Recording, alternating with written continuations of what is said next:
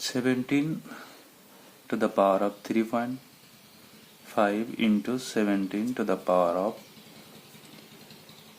question mark equal 17 to the power of 8. এখন আমরা এটার মান বের করব। এখান থেকে এটা মান বের করার জন্য প্রথমেই আমরা এই অংশটাকে রেখে দিলাম। এই অংশটা গুণ আকারে আছে, এই পাশে আমরা নিয়ে যেটা ভাগ করে ফেলব। তাহলে যদি ভাগ লিখি 17 3.5,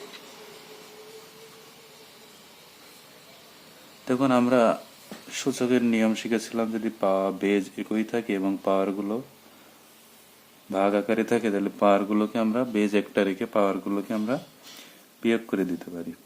তাহলে আমরা এটা পাওয়ারটা বেজটা রাখলাম রেখে পাওয়ারগুলো 8 মাইনাস 3.5। ঠিক আছে, এটা কিভাবে, যে আমাদের সূচকের সূত্র ছিল AM AN, এটাকে আমরা লিখতে পারতাম AMN। ঠিক একইভাবে এটা আমরা লিখলাম। এখন 17 এটা রেখে দিলাম, এটা বিয়োগ করলে কত হয়, 8 থেকে 3.5 বাদ দিলে থাকে 4.5। তাহলে আমাদের